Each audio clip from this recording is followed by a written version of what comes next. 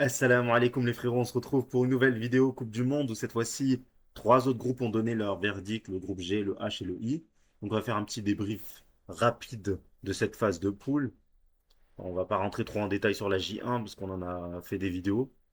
Donc on peut dire c'est que les Belges ont fini premier de ce groupe grâce à la différence de but, notamment sur le dernier match où ils ont étrié les Néo-Zélandais.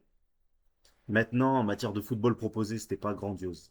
Faut dire la vérité, notamment j'ai le match face à l'Iran qui est assez inquiétant, très très inquiétant de se retrouver face à des Iraniens et d'être en incapacité de les bouleverser, de proposer du danger, de leur faire mal.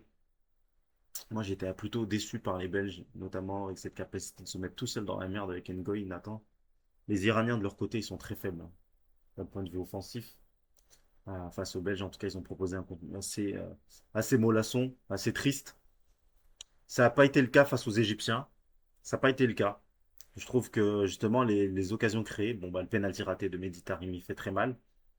Mais la double occasion en fin de match, bon, avec le but hors jeu, le but hors jeu de ça, il y en a qui ne connaissent pas encore la règle du hors jeu et qui ne comprennent pas qu'en fait, c'est pas le dernier défenseur, c'est les deux derniers défenseurs pour siffler un hors jeu. Et puis, ouais, les Iraniens qui étaient pas loin d'aller la chercher, hein, honnêtement, franchement.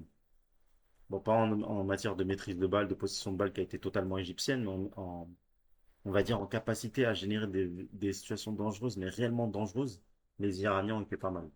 Ont été pas mal, mais quand même, voilà, le point du match nul, je trouve qu'il est plutôt, il est plutôt juste, il est plutôt équilibré, et puis ça arrange finalement les deux équipes.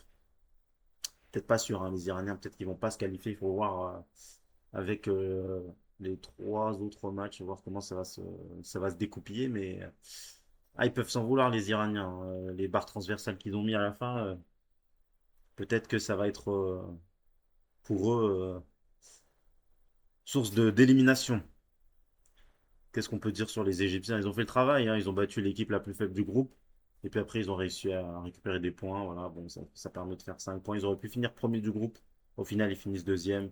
Et, je crois qu'ils croisent avec l'Australie, donc ils vont pas être tant en danger que ça. Le deuxième groupe, groupe H, avec un premier qui est l'Espagne à 7 points. Et le deuxième, c'est Cap-Vert avec 3 points uniquement. L'Uruguay et l'Arabie Saoudite qui se retrouvent avec 2 points, tout simplement parce que eux, ils n'ont pas réussi à stopper l'armada offensive espagnole. Les Saoudiens se sont fait étrier. Autant les Uruguayens, le match était plutôt nul, hein, plutôt pas agréable.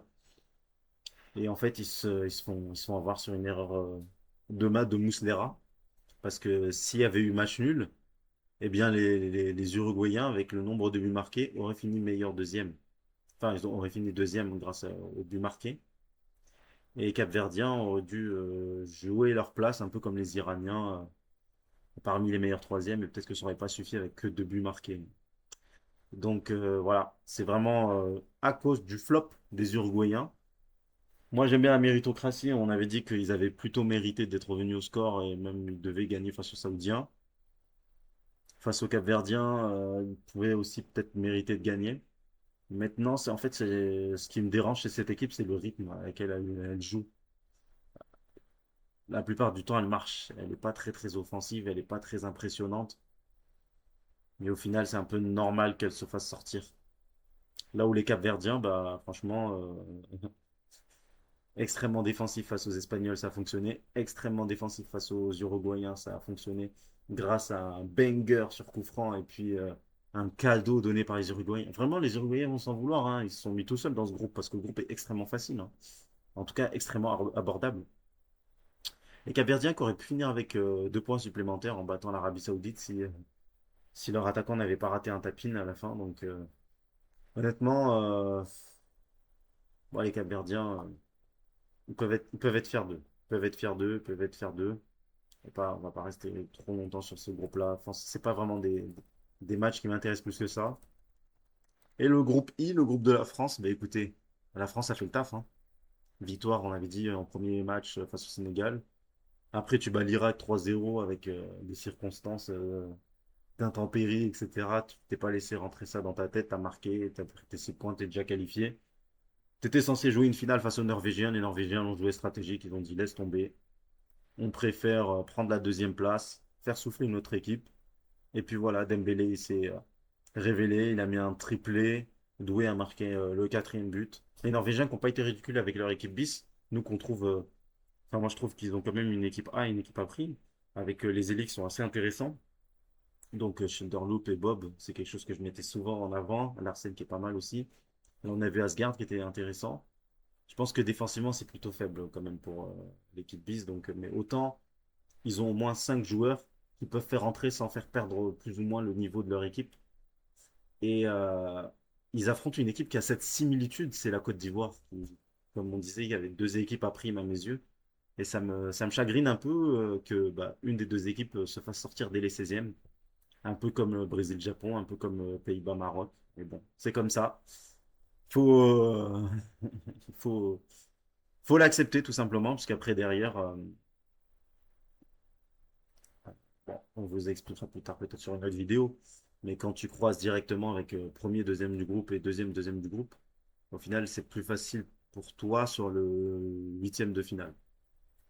Même si le 16e est difficile, le huitième est plus abordable. Parce que tu joues des équipes qui... bon, je vous expliquerai ça plus tard, une autre fois. En ce qui concerne le Sénégal, ils se sont fait peur. Ils se sont fait peur. Le match Norvège-Sénégal, est-ce qu'on l'a en détaillé? Non. On avait 16 tirs cadrés côté Sénégal, 16 tirs côté sénégalais, 4 tirs cadrés, 13 tirs côté norvégien, 7 tirs cadrés. En XG, ça a donné 2,20 à 72. Une grosse occasion 5 pour nos amis norvégiens. Ce qu'on peut dire et retenir de ce match-là, il y a eu quand même encore une fois des incertitudes défensives, notamment de la part de Kalidou Koulibaly. Et ça fait beaucoup, ça fait beaucoup. La défense centrale sénégalaise qui a encore extrêmement souffert. Et c'est plutôt inquiétant pour la suite de l'avenir. Bon, j'ai vu qu'ils ont fait rentrer Abdoulaye Seck dans la défense centrale. Peut-être que c'était juste passager. Je ne pense pas que Koulibaly reperdra sa place définitivement. Enfin, je le vois pas comme ça. Je pense que c'était plus pour le faire reposer. Les Sénégalais, en tout cas, ont fait très très fort lors de leur dernier match en gagnant 5-0 l'Irak, en se mettant tout de suite en confiance sur un but de pied arrêté, tête de sec. Et puis après, bon, vous prenez un carton rouge des Irakiens dès la 10e minute. Ça facilite le match. J'étais un peu inquiet à la mi-temps où ça faisait que 1-0, mais je savais qu'à partir du moment où tu mettais le deuxième, une équipe qui est réduite à 10 et qui est pratiquement éliminée, elle lâche le match. Mais il a fallu quand même des bangers au niveau sénégalais, des gros bangers, des grosses frappes de loin de la Pape Gueye, d'Iliman Ndiaye pour aller marquer le 3, le 4 et le cinquième but, qui fait qu'aujourd'hui ils sont qualifiés et on peut les féliciter parce que c'était pas facile de se tirer de ce piège-là.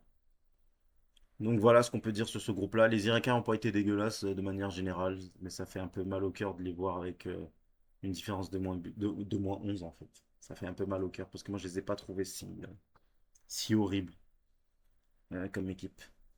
Donc voilà les gars pour ces différents groupes et puis on se retrouvera pour les normalement J, K et L demain.